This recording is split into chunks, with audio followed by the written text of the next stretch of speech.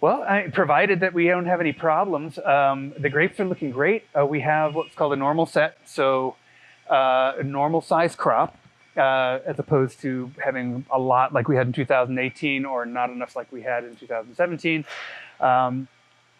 So we have a normal set. We've had a couple of days of really, really high, over 100-degree temperatures, which serves to slow the vines down a little bit, actually, as opposed to you'd think it would speed it up.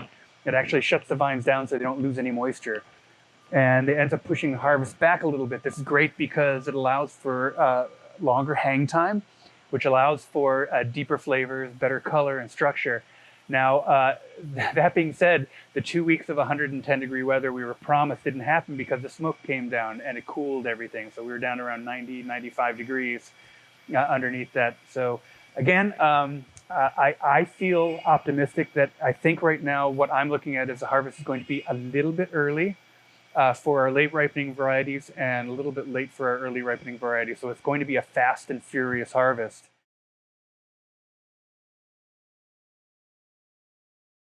Yeah, so there are a couple of different companies have developed analysis.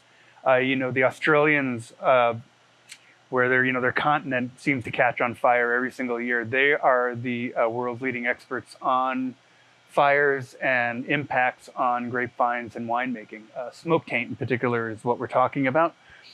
So it is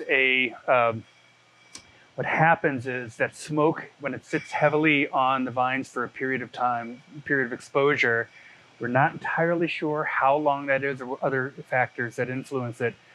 But there are a number of chemicals that come off of the ash developed by the fires that can actually get through the grape skins. And that's what we're concerned about. What happens is you end up making a wine, even though you might not be able to detect it in the grape by tasting it or smelling it, in the wine, it becomes very volatile and it ends up making a wine smell and taste like a dirty ashtray. Well, I'm assuming it tastes like a dirty ashtray. I don't know.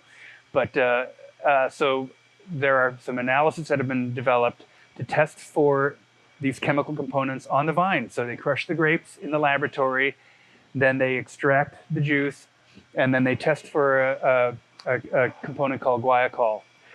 We can also test it as juice before it ferments. And then there's two different methods for testing for smoke taint, which are much more complex once it's in wine. The idea being if we can test for it before it gets picked, then we can make the decision of whether or not to pick the grapes. And that way we don't have to absorb the cost, the incredible cost of having to make the wine and then having to find a way to dump it somehow or destroy it. And also the grower may very well have crop insurance so they can be reimbursed. So, it's sad when we have to have these conversations. And it seems to happen more often than not, but we're cautiously optimistic.